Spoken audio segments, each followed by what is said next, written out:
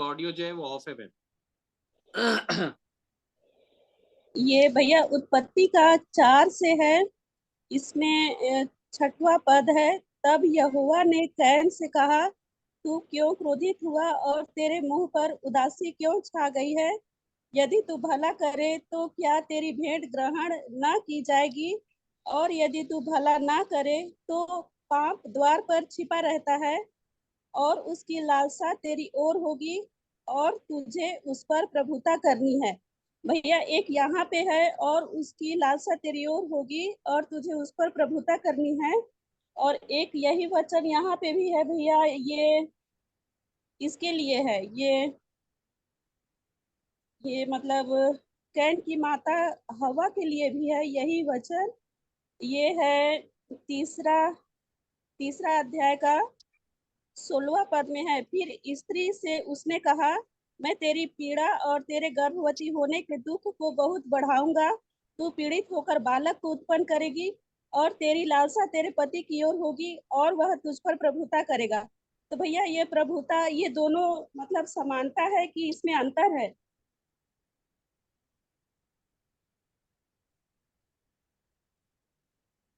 देखिए, प्रभुता तो अपने आप में जो शब्द लिखा हुआ है, प्रभुता का मतलब ये होता है प्रभुता करने वाला, जो आपके ऊपर लीड करता है, जो आपको दिशा निर्देश देता है, या आपके काम के लिए हामी भरता है।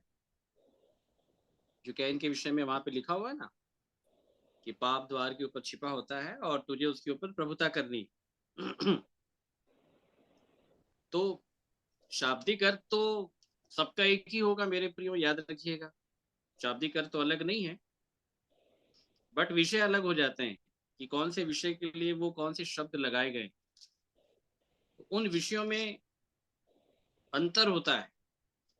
हाँ भैया वही पूछ रही थी। हाँ, उन विषयों में जो है वो अंतर होता है। और यहाँ पे पति की प्रभुता है, ठीक है। किसकी प्रभुता है?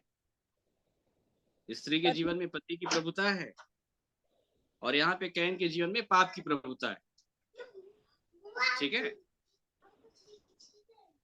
तो प्रभुता जो शब्द है उसका अर्थ तो एक ही है, बट विषय जो है वो अलग अलग है, जी ठीक है। भैया।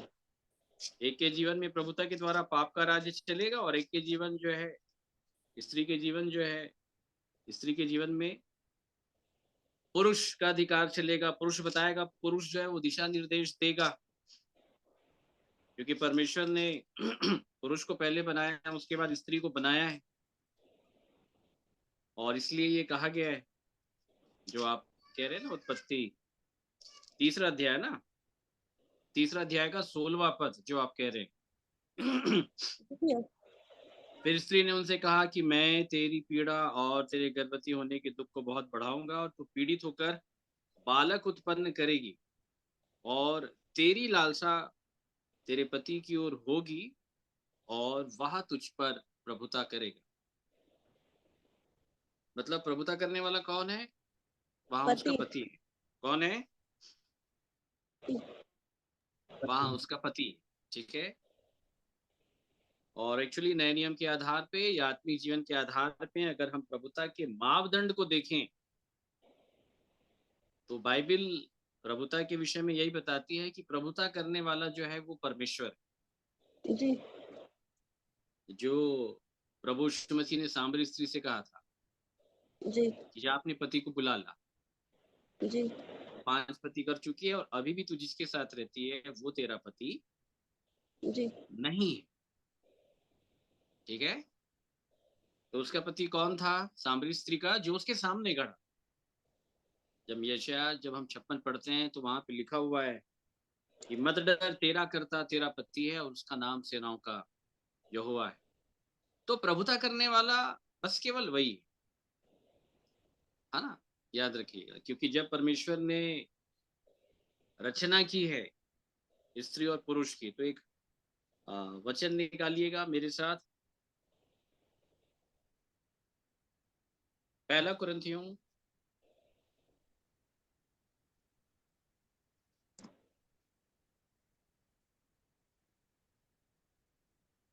10वां अध्याय 7 से पढ़िए।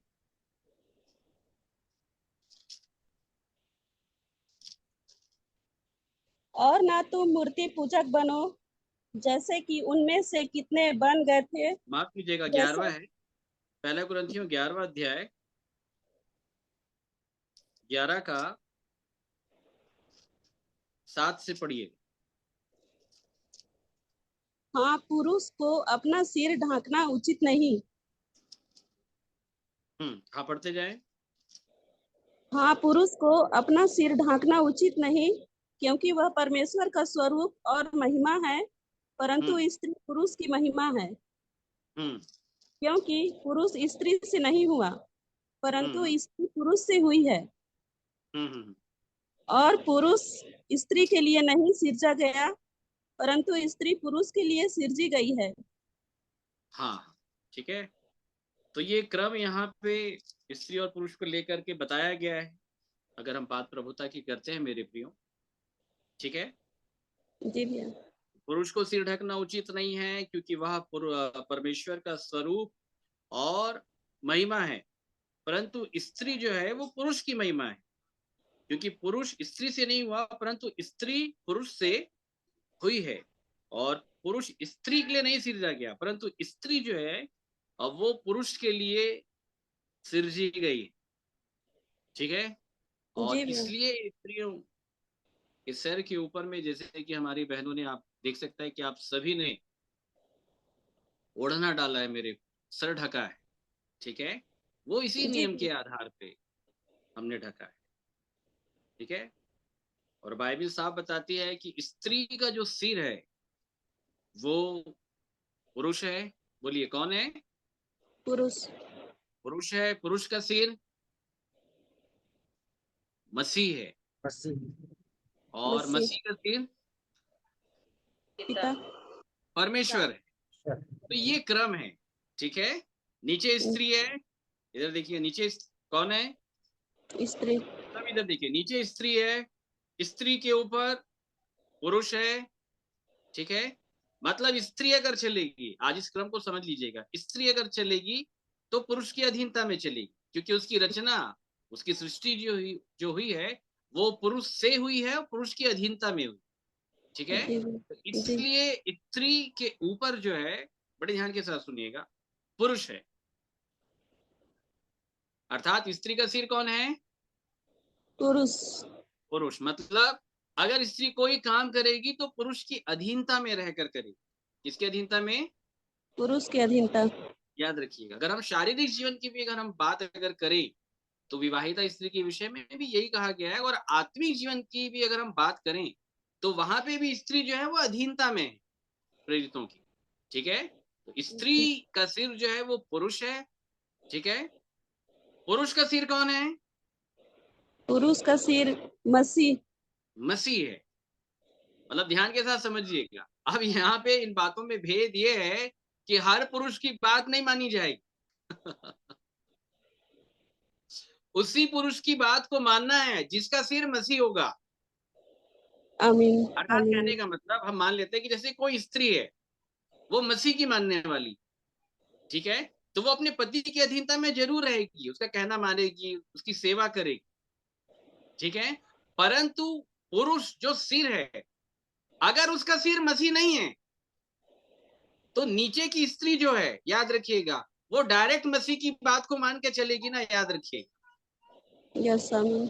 आ रही है बात समझ में? जी भैया। मतलब उस पुरुष की बात को मानना है जिसका सिर मसीह है, जी। ठीक है। जिसका सिर कौन है? मसीह है। अब इसको ध्यान के साथ समझिएगा कि ये पूरा बॉडी स्ट्रक्चर जो है कलीसिया का, वो कैसे बना हुआ है, वो मैं आपको बताना चाह रहा हूँ। स्त्री का सिर अगर पुरुष हो गया तो स्त्री कौन है? स्त्री कौन है? स्त्री कौन है भाई? कौन है स्त्री? स्त्री का सिर अगर पुरुष है तो स्त्री कौन है? भैया कलीसिया। नहीं नहीं नहीं, आप अभी उस पैटर्न में मत देखिएगा, मैं उस पैटर्न में भी लेके जाऊंगा। स्त्री बॉडी है, हाँ देह है, वो ज्योति जी ने सही कहा। स्त्री कौन है? देह बॉडी। है। तो इस देह का जो शरीर है, माफ कीजिए, इस देह का जो सिर है वो पुरुष है। बॉडी मतलब पुरुष। यहाँ का भाग आ गया ना, याद रखिए। जी। ठीक है।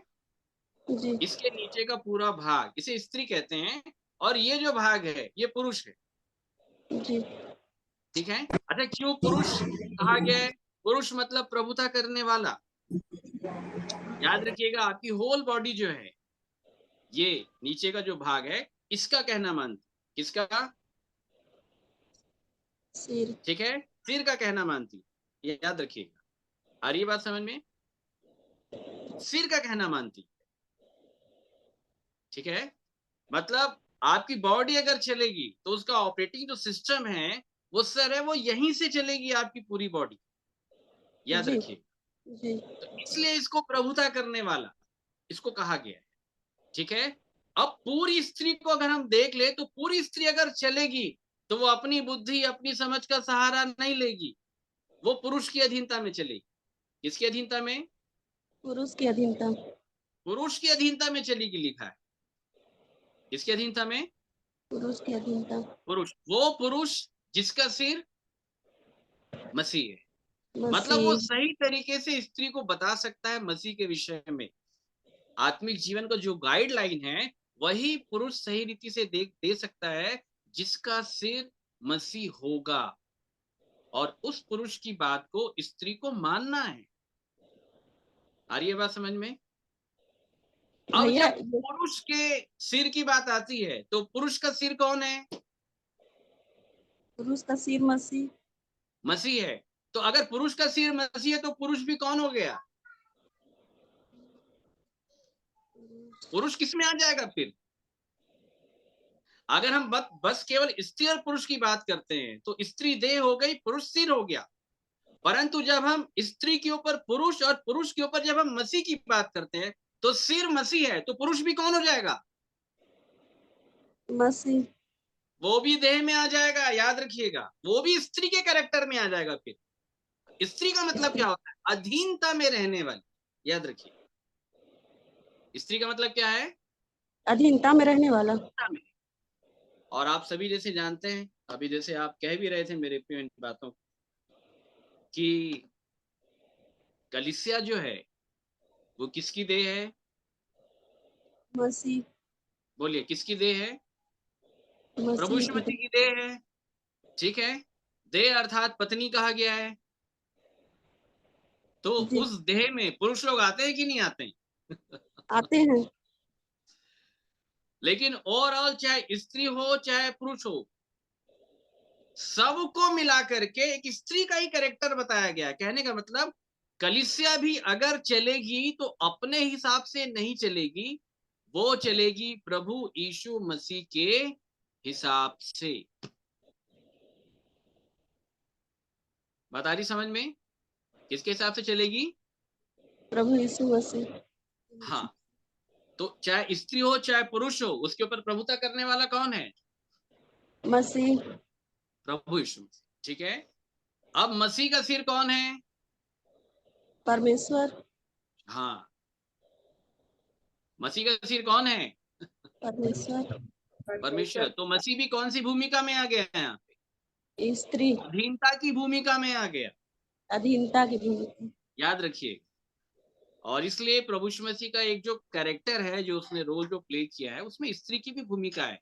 जब बुद्धि की बात आती है, तो वो स्त्रीलिंग शब्द है, वहां पे स्त्री की भूमिका है। यूहन्ना रचित सुसमाचार में जब हम पढ़ते हैं, जब प्रभु यीशु मसीह ने बताया कि प्रसव में स्त्री को शोक होता है, क्योंकि उसके दुख की घड़ी आ पहुंची है। किसकी बात कर रहा था? वो अपनी बात कर रहा था। किसकी बात कर रहा था? अपनी। अपनी बात कर रहा था। याद रखिए। तो प्रसव के समय स्त्री को शोक होता है, क्योंकि उसके दुख की घड़ी आ पहुंची है। ठीक है। परंतु जब वह बालक को जन्म दे चुकती है, ठीक है, जब वह बालक को जन्म दे चुकती है, तो इस आनंद से कि संसार में एक बालक उत्पन्न हुआ है। बोलिए, क्या उत्पन्न हुआ है? बालक उत्पन्न हुआ है। एक बालक उत्पन्न हुआ है। उस संकट को वो फिर स्मरण नहीं करते। आ रही बात समझ में? तो ये बात प्रभु यीशु मसीह किसके लिए कह रहे थे? अपने लिए कह रहे थे। अच्छा, कोई भी बालक आप उत्पन्न कर लो, याद रखिएगा पीड़ित होके ही करोगे, क्योंकि ये परमेश्वर ने कह दिया उत्पत्ति में। आ रही है बात समझ में? जी भैया। हाँ, याद रखिएगा। तो यहाँ पे प्रभु यीशु मसीह ने कहा, अब यहाँ पे बालक कौन है भाई, ये आपको समझना पड़ेगा। बालक कौन है फिर यहाँ पे? प्रभु यीशु मसीह का कैरेक्टर, है प्रभु यीशु मसीह का भाई, वो कैरेक्टर। तो जब इन बातों को कह रहा था, ठीक है, उससे लगभग 30 वर्ष पहले वो मरियम के गर्भ में आ करके उसकी पैदाइश हो चुकी। हो चुकी। और जब वो पैदा हुआ, बड़े ध्यान के साथ सुनिएगा मेरे प्रिय, तो उसको बालक कहा। क्या कहा गया? बालक। और वहां पे लिखा हुआ है, हमारे लिए एक बालक उत्पन्न हुआ और हमें एक पुत्र दिया गया। उत्पन्न कौन हुआ? बालक। परंतु दिया बालक नहीं गया, दिया पुत्र गया। पुत्र दिया। ठीक है, तो हमारे लिए एक बालक उत्पन्न हुआ। तो उस समय जो बालक उत्पन्न हुआ और ये वाले बालक में क्या अंतर है बताइए? एक बालक जो चरनी में आया, किसमें आया? चरनी में। एक बालक आया चरनी में, ठीक है, और दूसरा बालक कहाँ आया? बॉडी में। हाँ, नहीं, जो प्रभु यीशु मसीह ने जिस बालक की चर्चा की है, मैं उसके विषय में आपसे कह रहा हूं। मेरे दूसरा बालक कहाँ पे आया, ये पूछ रहा हूं।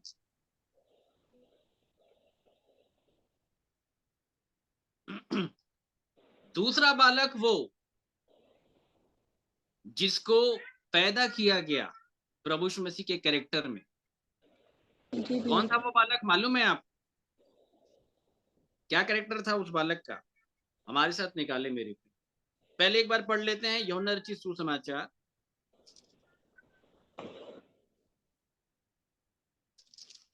निकाल लें यूहन्ना रचित सुसमाचार, उसका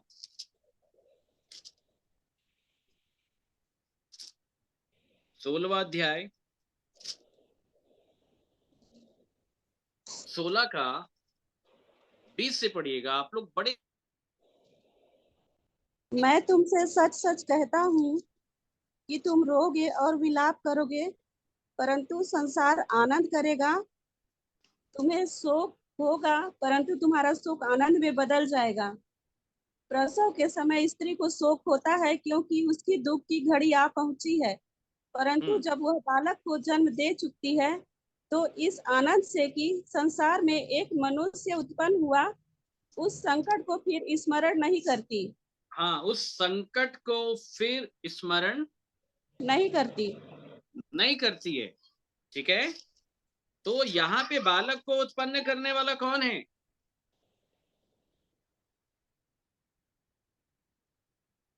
कौन है ये स्त्री? ये स्वयं प्रभु यीशु मसीह है। कौन है? स्वयं प्रभु यीशु मसीह। ये स्वयं प्रभु यीशु मसीह है। इसको बड़े ध्यान के साथ समझिएगा मेरे, ठीक है। और जी। उन्होंने किसको जन्म दिया फिर स्त्री के कैरेक्टर में होकर के? बालक को। तो वो बालक कौन था जिसको जन्म दिया गया, वही मैं पूछ रहा हूं आपसे, क्योंकि वही बालक सबके पास होना चाहिए। मसीह का कैरेक्टर भैया। हाँ, प्रभु यीशु मसीह का कैरेक्टर। देखिए मेरे साथ एक वचन निकालिए, आप लोग बड़े ध्यान के साथ सुनिएगा।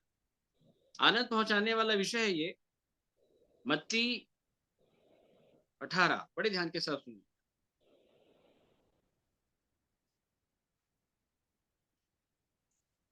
18 का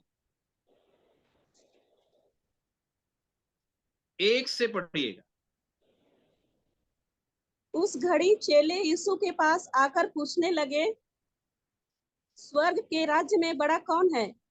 इस पर उसने एक बालक को पास बुलाकर उनके बीच में खड़ा किया और कहा, मैं तुमसे सच कहता हूँ कि जब तक तुम ना फिरो और बालकों के समान ना बनो, तुम स्वर्ग के राज्य में प्रवेश करने नहीं पाओगे।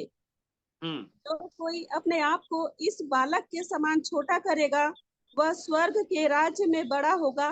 और जो कोई मेरे नाम से एक ऐसे बालक को ग्रहण करता है, वह मुझे ग्रहण करता है। किसे ग्रहण करता है? वह मुझे ग्रहण करता है। मुझे ग्रहण करता है। तो बालक यहाँ पे किसको बोला गया है? बोलिए।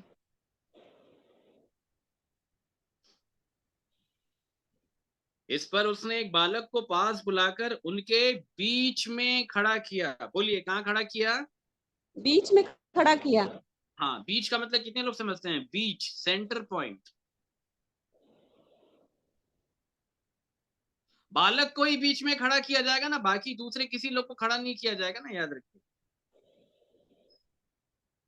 किसको खड़ा किया जाएगा? बालक को।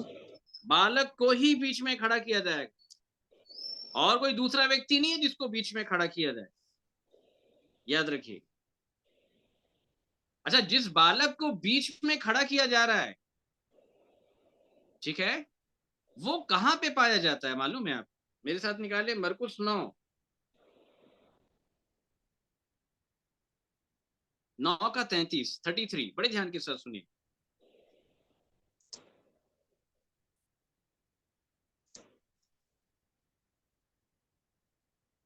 निकाल लें। 9 का 33।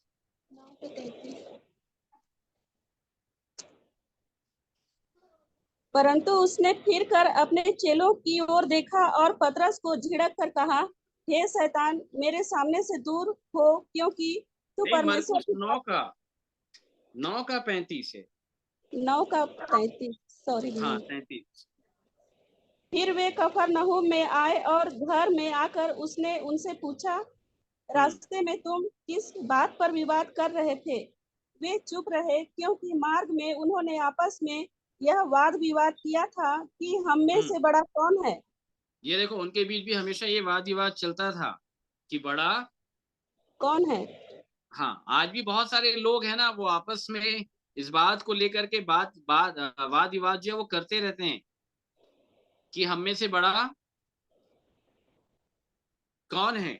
तो बड़ा कौन होता है फिर? तो बोले जिसके बाल पक गए। अपने आप को छोटा करता है।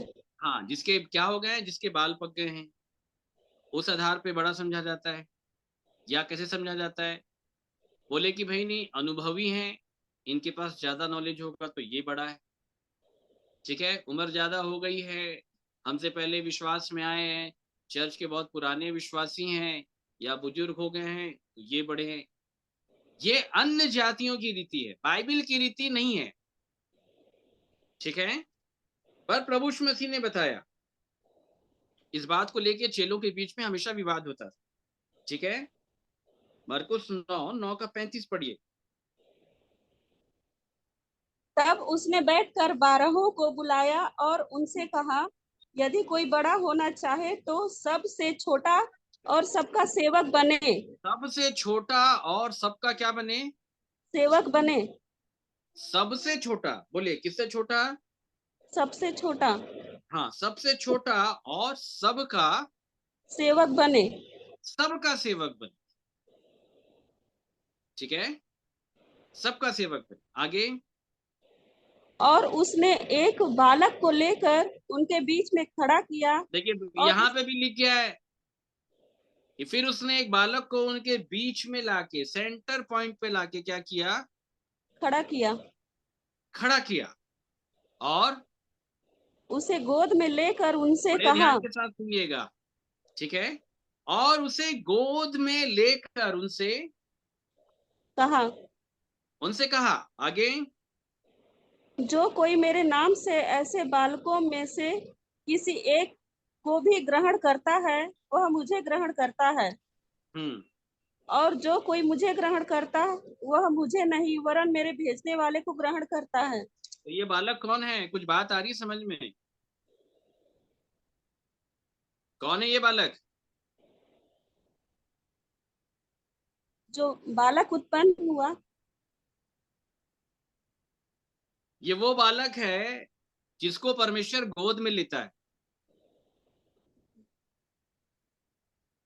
बोलिए, कहाँ लेता है? गोद में। लिखा है, उसे गोद में लेकर उनसे कहा, जो कि मेरे नाम से ऐसे बालकों में से किसी एक को भी ग्रहण करता है। ग्रहण करता है। मतलब पूरे विश्व भर के ऊपर में अगर हो सकता है परमेश्वर के ऐसे बहुत सारे बालक घूम रहे होंगे, और आपके पास कोई भी एक बालक आ गया, आपने किसी भी एक बालक को देख लिया, अगर आपने ग्रहण कर लिया, तो आपने प्रभु यीशु मसीह को ग्रहण कर लिया, आपने उसके पिताजी को भी ग्रहण कर लिया, आपने संपूर्ण परमेश्वर को ग्रहण कर लिया, क्योंकि आपने उस बालक को ग्रहण कर लिया। इसको ग्रहण कर लिया है, बालक को। बालक। अच्छा, वो बालक जो गोद में है, बोलिए किसमें है? गोद में। ये विषय यूहन्ना में लिखा हुआ है कि परमेश्वर को किसी ने कभी नहीं देखा, कभी नहीं नहीं देखा। देखा, परंतु जिस इकलौता पुत्र इकलौता जो पिता की, गोद में है। बोलिए कहाँ है? गोद में है। उसी ने उसे क्या किया? मतलब परमेश्वर को प्रकट करने के लिए बालक बनना पड़ेगा, और जो बालक बन गया उसको परमेश्वर उठा के अपने गोद में लेके चलेगा। जो बार बार लिखा है ना पुराने नियम में कि मैं तुमको उठाए चला करूंगा, उठाए फिरा करूंगा, तो वहां पे ऐसे जवानों की बात नहीं है, वहां पे बालकों की बात है। और इसलिए पिछली बार इससे संबंधित कुछ विषय निकले थे, उसका कुछ अंश मैं सामने रखा था। ठीक है, आप में से बहुत सारी ऐसी माताएं, बहुत सारी ऐसी बहनें, ठीक है, जिनका विवाह हो गया है, उनके अपने बच्चे होंगे। ठीक है, सभी अपने बच्चे को गोद में रखते हैं। कहाँ रखते हैं? गोद में। ध्यान के साथ सुनिए, जब वो पैदा होते हैं तब वो गोद में रहते हैं। ठीक है, 1 साल, 2 साल, 3 साल, 4 साल गोद में। ठीक है, 5वें 6वें साल के बाद में वो आपको गोद में नहीं मिलेंगे। अच्छा, आपका बेटा जवान हो गया, 18-20 साल का हो गया, तो क्या आप गोदी पाओगे उसको? आप नहीं पा सकते हैं उसको। और ये बात समझ में, आप उसको नहीं पा सकते। तो परमेश्वर भी अगर गोद में अगर किसी को लेगा, तो भौतिकवाद के आधार पे ऐसा नहीं है कि वो 30 साल वाले, 35 साल वाले, नहीं, उनकी बात नहीं है। वो आत्मिक रूप में बात कर रहा है, जो आत्मिक रूप में बालक बन जाएगा। हालांकि उसकी शारीरिक आयु 30 साल के ऊपर की है, जैसे प्रभु यीशु मसीह की जो आयु थी वो 30 साल के ऊपर की थी जब उसने बालक उत्पन्न किया। ठीक है, तो भी परमेश्वर उसको गोद में लेगा। बोलिए कहां लेगा? गोद में। गोद में लेगा। बात आ रही समझ में आपको? जी भैया। बालक को गोद में लेगा। किसको गोद में लेगा? बालक को। हाँ, तो बालक का कैरेक्टर यहाँ पे ट्विंस है ना, याद रखिएगा, जुड़वा है। मतलब दो भूमिका है। एक तो पहले आपकी जो आत्मा है वो बालक बननी चाहिए। ठीक है, फिर दूसरा जो आपका शरीर है वो भी क्या बनना चाहिए? बालक। बालक बनना चाहिए। ठीक है, अच्छा, वो राजा के बारे में मालूम है ना, जिसको यरदन नदी में डुबकी लगाने के लिए कहा गया था, नमान कोड़ी के विषय में कितने लोगों ने सुना है? नहीं भैया। ठीक है, उसके शरीर में बहुत सारे ऐसे रोग, ऐसे घाव हो गए थे, कोढ़ हो गया था। ठीक है, और ईशा के द्वारा उसको क्या कहा गया? डुबकी लगाने के लिए। हाँ, कौन सी नदी में? यरदन नदी में जाकर के क्या लगाना? डुबकी। 7 बार डुबकी। बोलिए कितने बार? 7 बार डुबकी लगाना।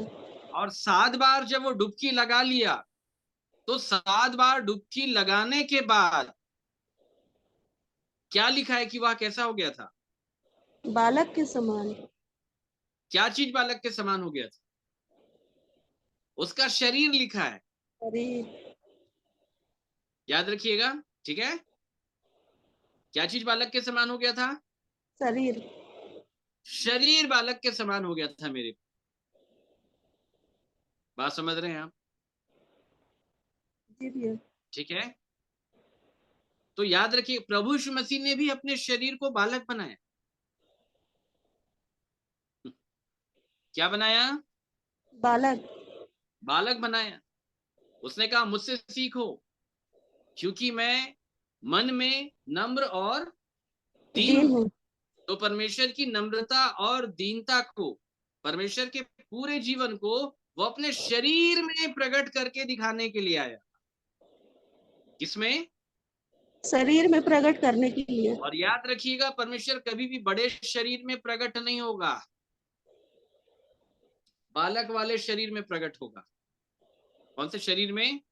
बालक वाले शरीर में। तो याद रखिएगा। अच्छा, ये आत्मिक युद्ध का चित्रण है। आप दाऊद को देख लो, और उसके विरोध में कौन खड़ा था? गोलियत। हाँ, गोलियत खड़ा था। गोलियत की पर्सनालिटी कैसी थी? बहुत बड़ी थी। दाऊद हाइट। उसके सामने छोटा। छोटा था, बालक के समान था। बात समझ में आ रहे हैं? दाऊद बालक के समान था, लेकिन उस छोटे दाऊद ने बड़े गोलियत को मार डाला। आ रही है बात समझ में? जी भैया। तो शैतान को अगर हराना है, ठीक है, तो आपको छोटा बन शैतान के सामने बड़ा नहीं बनना है। क्या बनना है? छोटा बनना है। छोटा।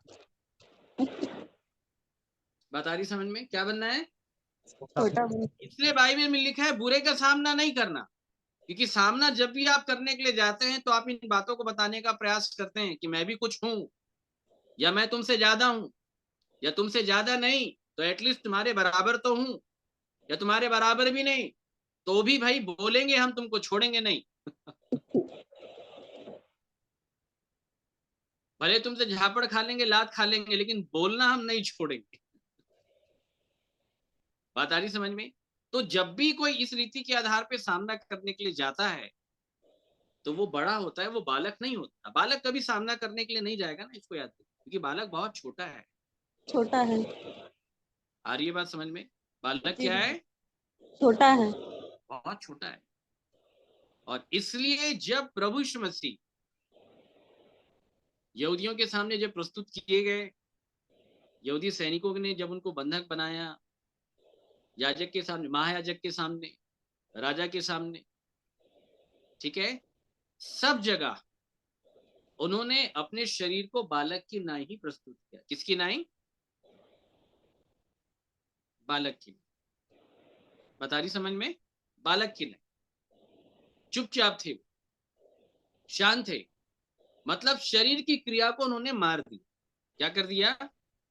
शरीर की क्रिया को मार दिया। क्रिया को मार दिया, पूर्ण रूप से मार दिया। और इसे लिखा है कि वो बहुत बड़ा परमेश्वर क्या बन गया? छोटा बन। क्या बन गया?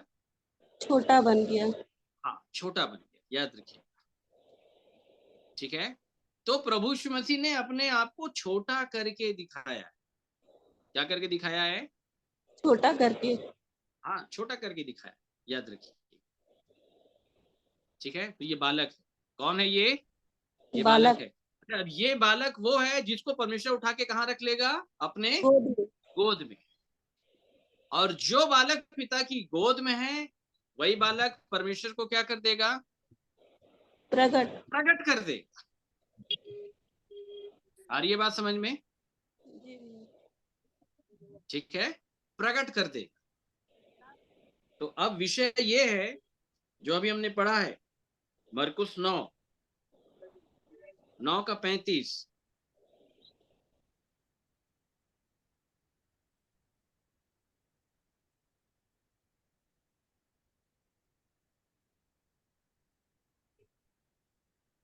पढ़ें 9:35।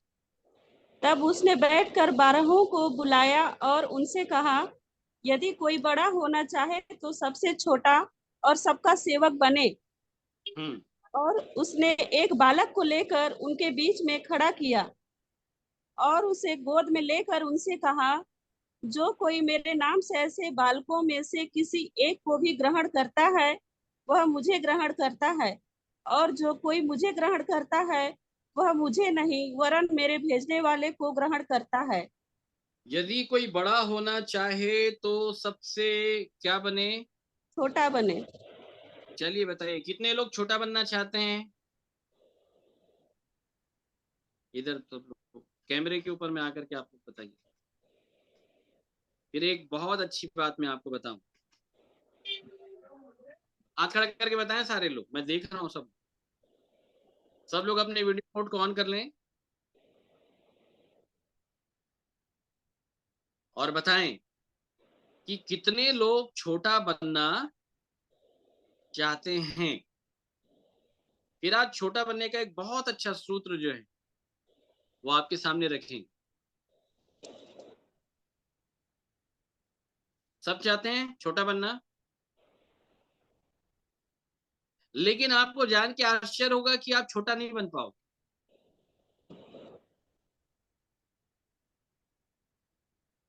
आपने हाथ तो खड़ा कर दिया है समझ रहे हैं, लेकिन छोटा कौन बनेगा आज मैं आपको ये बता देता हूं।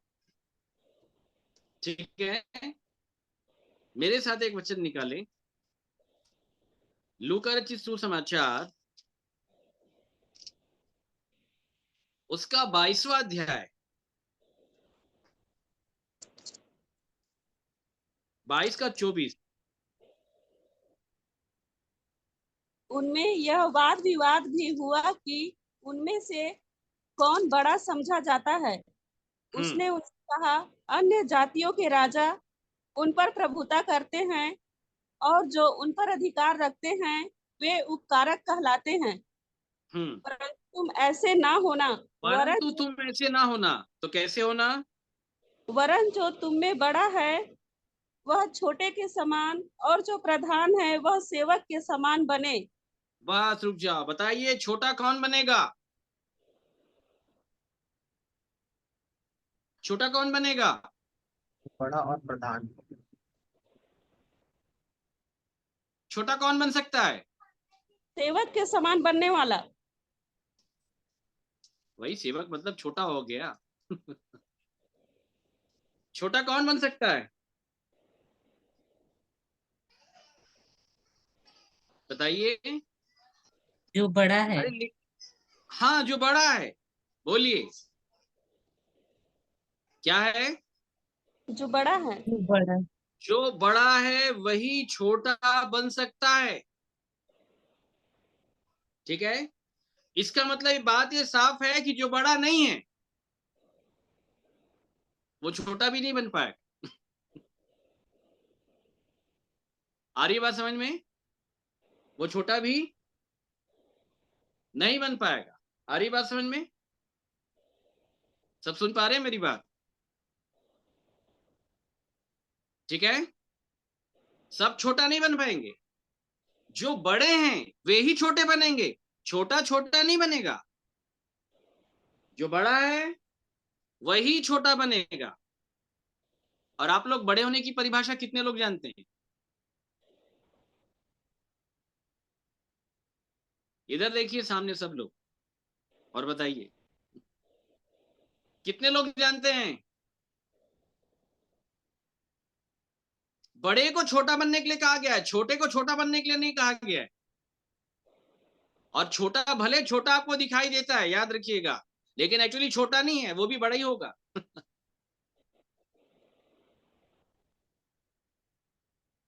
एक्चुअली बड़े होने की परिभाषा बाइबल में बहुत अलग है। मेरे साथ पढ़ें वही 27वां वचन पढ़ें आगे। क्योंकि बड़ा कौन है, वह जो भोजन पर बैठा है बस रुक या जाइए, बड़ा कौन है? वह जो भोजन पर बैठा है। आप में से कितने लोग बैठे हैं भोजन पे मैं नहीं बैठ पाई हूँ भैया। कितने लोग बैठे हैं भोजन पे? अब आप हाथ नहीं खड़ा कर पाओगे अब। तो जो भोजन पर बैठे ही नहीं वो छोटा कहां से बनेगा? बात आ गई ना समझ में? कोई छोटा नहीं बन सकता ऐसे, मैं बोला ना, हाथ भले हमने खड़ा कर दिया, मैंने खड़ा करवाया चतुराई से आपने।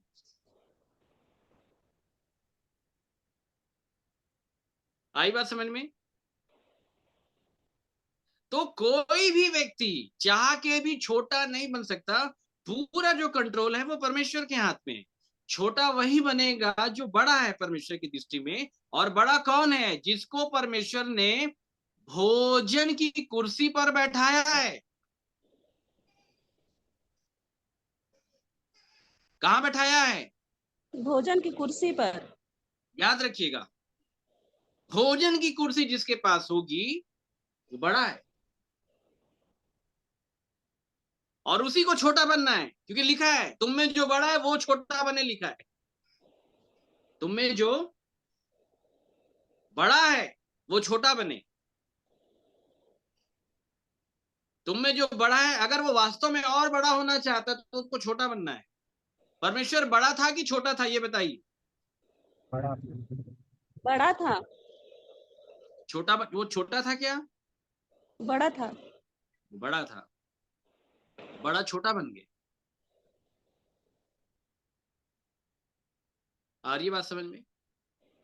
ठीक उसी आधार पे विश्वास के जीवन में जितने लोग अपने आप को अनुभवी समझते हैं, बड़े ध्यान के साथ सुनिए, या जितने लोग समझते हैं कि मेरे पास ज्ञान ज्यादा है, और वास्तव में हो सकता है होगा भी बहुत लोग के पास, जिनको लगता है अनुभव ज्यादा है, जिनको लगता है हमारे पास ज्ञान भी है, जिनको लगता है कि हमने बहुत सारी चीजों को बहुत करीब से देखा है, आत्मिकता को बहुत अच्छे से जानते हैं, बहुत अच्छे से समझते हैं। याद रखिए, ठीक है? तो उनका ये सारा अनुभव तब सार्थक हो जाता है जब वो छोटे बन जाए। क्या बन जाएंगे? क्योंकि वो बड़े हैं। क्या है वो? बड़े हैं, याद रखिए।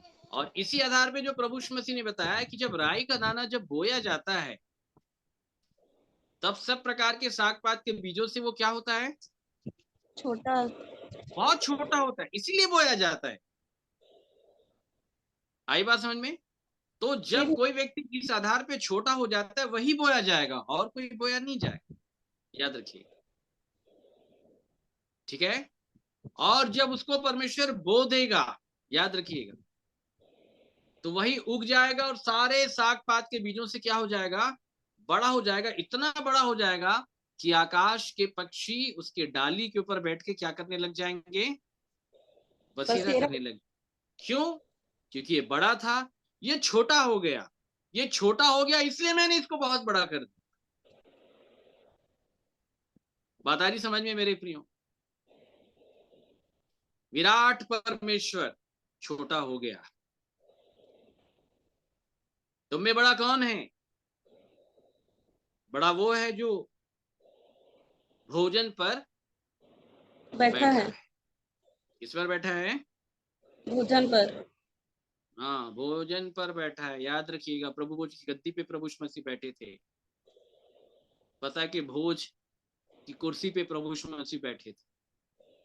हर जगह याद रखिएगा, प्रभु यीशु मसीह जहां भी बैठे थे, याद रखिएगा, वो स्थान बहुत बड़ा था। क्या था? बड़ा था। बहुत बड़ा था। और प्रभु यीशु मसीह ने अंतिम समय में फिर एक काम और किया, जो मैं आपको बता देता हूं। यूहन्ना 14,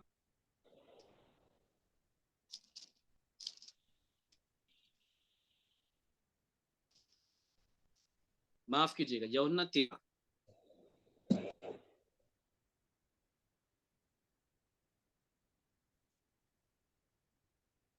13 का 2 से पढ़िएगा, बड़े ध्यान के साथ सुनिए।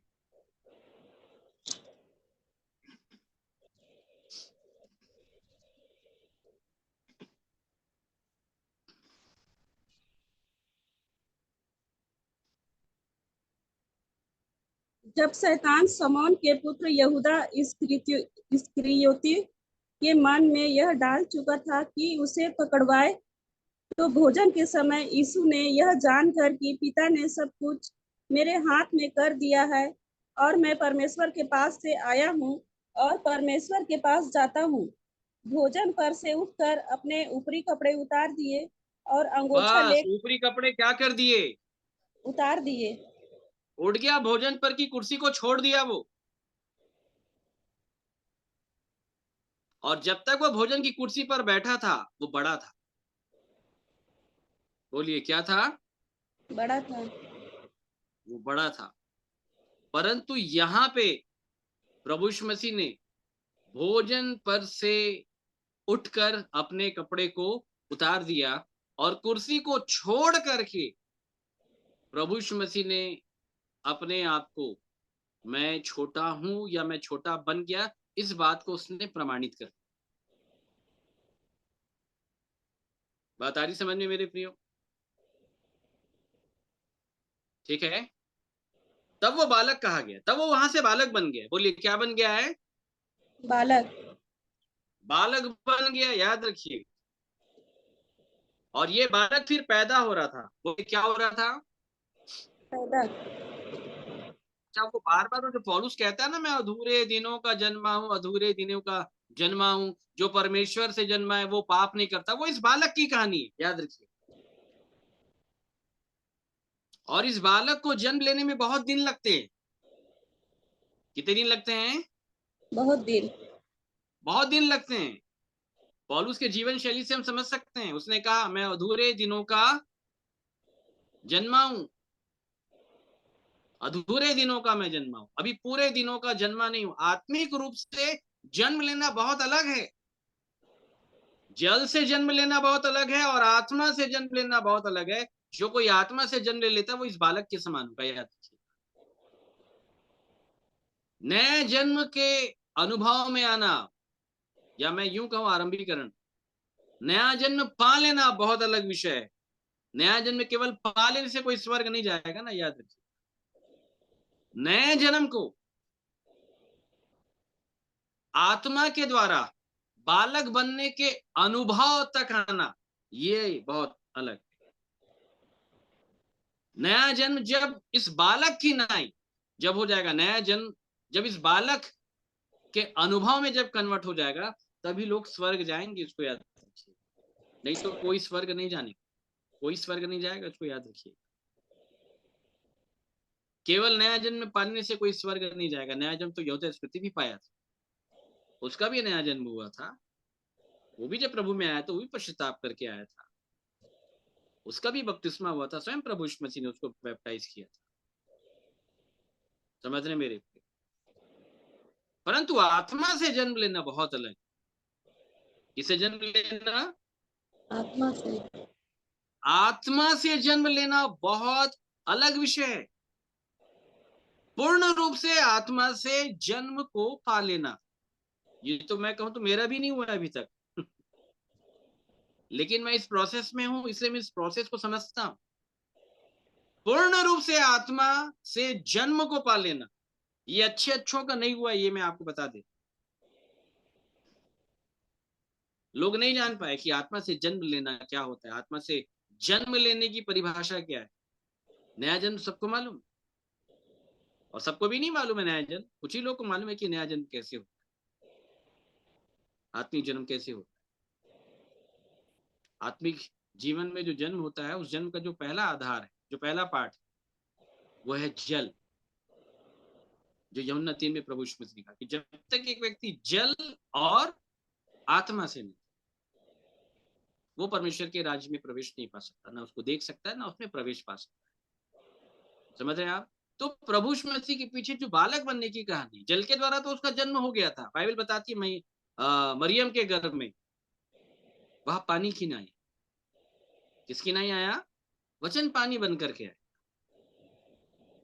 परंतु आत्मा में जो उसका जो जन्म हो रहा था, आत्मा हमेशा बालक बनाता है। क्या करता है?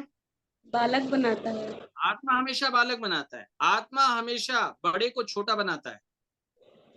याद रखिए, किसको छोटा बनाता है?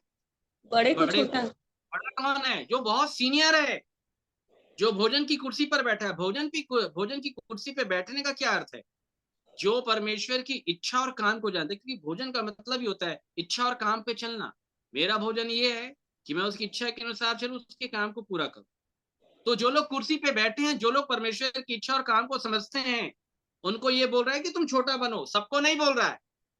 जो लोग परमेश्वर की इच्छा और काम को समझते नहीं, वो छोटा क्यों बनेंगे भाई? पहला विषय ये। जो परमेश्वर की इच्छा और काम को समझते हैं, वे लोग छोटा बनते हैं।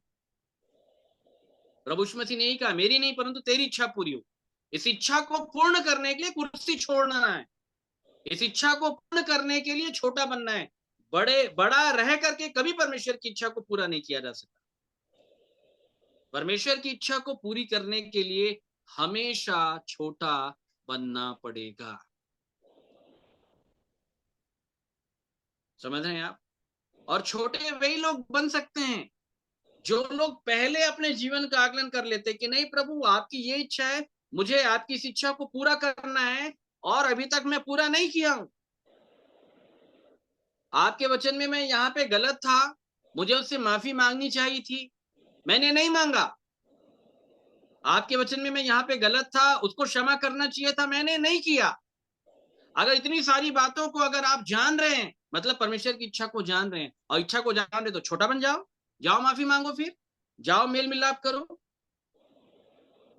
किसी के प्रति मन में कड़वाहट पाल करके, बैरता पाल करके तुम आत्मिक जीवन जी लोगे क्या?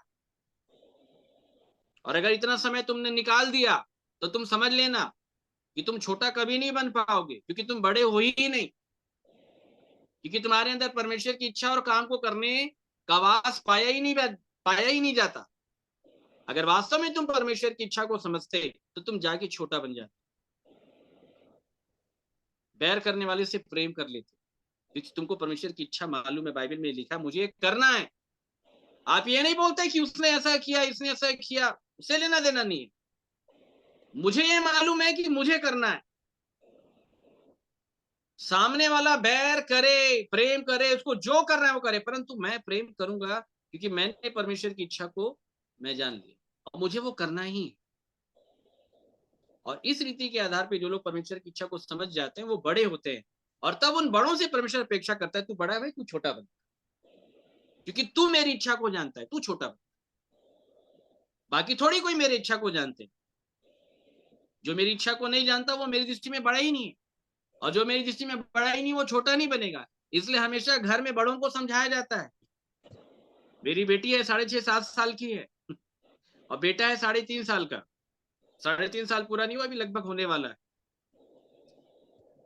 और छोटा वाला बेटा जो है वो बहुत ज्यादा वो अपने धुन में रहता है, बड़ी बहन को परेशान कर देगा, उसकी चीजों को छीन लेगा,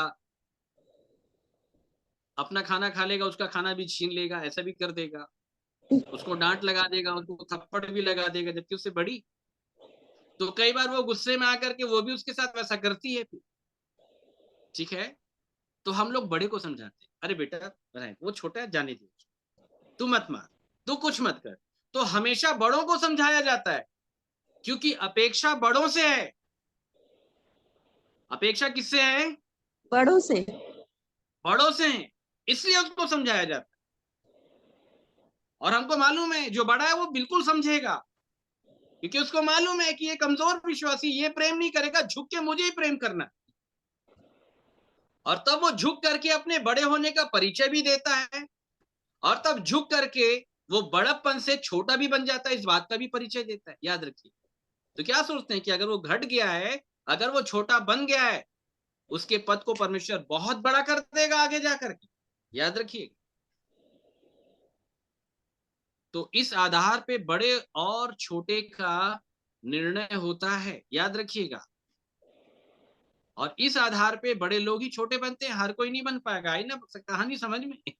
सब लोग छोटे नहीं बन पाएंगे, छोटे वे ही लोग बन पाते हैं जो लोग भोजन की कुर्सी पर बैठे। कहां पर बैठे हैं? भोजन की कुर्सी पर। कुर्सी पर बैठे। बाइबल में कुर्सी छोड़ने का नियम है मेरे। बोलिए किसका नियम है? कुर्सी छोड़ने का नियम है। सिंहासन छोड़ने का नियम है बाइबल में हमेशा। छोड़ो सिंहासन, और सिंहासन से नीचे आओ। सिंहासन को अगर परमानेंट अगर अपने लिए स्थिर करना है तो उसको कुछ से छोड़ना पड़ेगा। याद रखिए। ये बात मैं क्यों कह रहा हूं? क्योंकि परमेश्वर का वचन यही कहता है मेरे, आपने पढ़ा भी होगा मेरे साथ। एक वचन निकालिए और इसको बड़े ध्यान के साथ सुनिए। पहला इतिहास 29वां अध्याय, सुनिएगा बड़े ध्यान के साथ।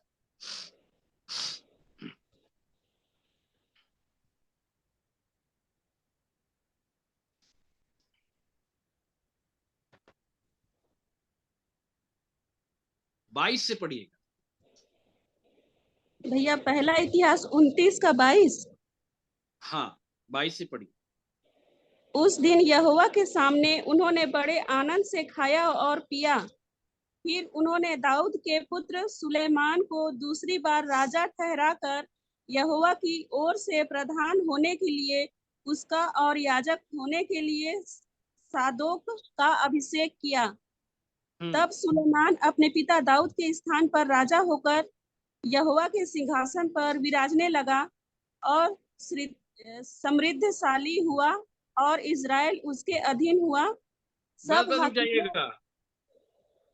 सुलेमान किसकी कुर्सी पे बैठा था?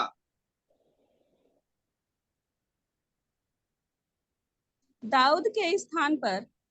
हाँ फिर से पढ़े 23।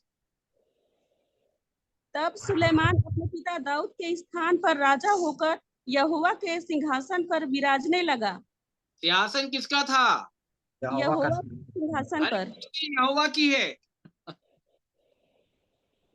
सुन लो बड़े ध्यान के साथ, इस बात को समझना पड़ेगा विश्वासियों को। कुर्सी किसकी है? सिंहासन किसका है? यहोवा यहोवा का है। सुलेमान से पहले इस सिंहासन के ऊपर में कौन विराजमान था? कौन बैठ रहा था? दाऊद। हाँ दाऊद बैठ रहा था। और केवल दाऊद नहीं, दाऊद के पहले भी सिंहासन के ऊपर बहुत लोग बैठे हैं, क्योंकि ये यहोवा परमेश्वर की नम्रता और दीनता का परिचय। उसने अपना सिंहासन खाली कर दिया और बोला बैठ जाओ, मैं तुमको अपने स्थान पर बैठाता हूं, अपनी कुर्सी पर बैठाता हूं। हालेलुया। और अपने स्थान अपनी कुर्सी पर बैठा करके उस बड़े विराट यहोवा परमेश्वर ने छोटा बनने का परिचय दे दिया पुराने नियम में भी। बात आ रही समझ में? जी भैया। हालांकि बाइबल ये बताती है कि जितने लोग यहोवा के सिंहासन पर बिठाए गए, सब लोग हमेशा राज्य नहीं कर पाए। अब यहोवा के सिंहासन पर अब जो बैठा 2000 वर्ष पहले, कि अब वो हमेशा के लिए बैठेगा। उसका नाम है उसका बेटा, उसका पुत्र प्रभु यीशु मसीह। क्योंकि जितने भी यहोवा के सिंहासन पर बिठाए जाते थे, बड़े ध्यान के साथ सुनिएगा मेरे, बाइबल बताती है सबके ऊपर मृत्यु का राज्य चला। और मृत्यु उन्हें याजक रहने नहीं देता था, प्रधान रहने नहीं देता था। याद रखिएगा, सबके ऊपर मृत्यु का राज्य चला। इसलिए जितने भी पुराने नियम के विश्वासी लोग हुए, सब लोगों ने कुछ ना कुछ गलतियां, कुछ ना कुछ खामियां, कुछ ना कुछ छोटे पाप उनसे हो ही जाते थे। बात समझ रहे हैं मेरे प्रियो? जी भैया। तो सिंहासन खाली हो जाता था। क्या लिखा है मसीह के विषय में? कि मसीह को किसका सिंहासन दिया जाएगा? यहोवा का, उसके पिता दाऊद का सिंहासन, जो यहोवा का सिंहासन है, वो मसीह को दिया जाएगा। चूंकि मसीह के ऊपर मृत्यु का राज्य नहीं चला, उसने मृत्यु को हरा दिया, इस कारण उसके लिए वो पद हमेशा के लिए अटल हो गया। वो हमेशा के लिए बैठेगा। बाप की कुर्सी में बेटा बैठेगा, पिता की कुर्सी में उसका पुत्र बैठेगा। और कहां बैठा था? पिता के दाहिने। दाहिने। बात आ रही समझ में? तो उसने नम्र और दीन हो करके वो स्थान लिया, और वो स्थान पिता का था। किसका था? पिता का। पिता का था। याद रखिए। आ रही है बात समझ मेरे प्रियो? जी तो भैया। पुत्र के रूप में प्रकट हो करके परमेश्वर ने सबसे छोटा बन करके अपने स्थान में फिर से वो उसने कब्जा किया। छोटा बन करके। क्या बन करके? छोटा बनकर। हाँ छोटा बन करके। याद रखिए, अगर परमेश्वर के सिंहासन पर अगर कोई बैठना चाहता है, उसके दाहिने अगर कोई जाना चाहता है, उसकी अधीनता में अगर कोई आना चाहता है, तो याद रखिए उसको छोटा बनना पड़ेगा। बड़ा बन करके कोई भी काम नहीं कर सकता, इसको याद रखिए। तो क्या बनना पड़ेगा? छोटा ही बालक। और इस बालक का जन्म स्त्री के द्वारा होता है। किसके द्वारा? स्त्री के द्वारा। वो स्त्री जो मसीह की अधीनता में होगी, जिसका सिर मसीह होगा। अब स्त्री में कोई भी विश्वासी आ सकता है, चाहे पुरुष भी आए चाहे स्त्री भी आए। अगर कोई पुरुष अगर अपने जीवन में उस बालक को प्रकट करना चाहता है, तो उसे भी मसीह के सिर की अधीनता में आना पड़ेगा, तब वो स्त्री ठहरी। तो जब आप जी मसीह की अधीनता में आ जाते हैं, तब आप वो स्त्री ठहरते हैं जो बालक को प्रकट करके दिखाए। बालक अर्थात परमेश्वर का जीवन, उसका स्वभाव, तब वो छोटा बन के दिखाते हैं मेरे। और वो वही होगा जो सबसे बड़ा है, जो भोजन पर बैठा है, वो छोटा बने।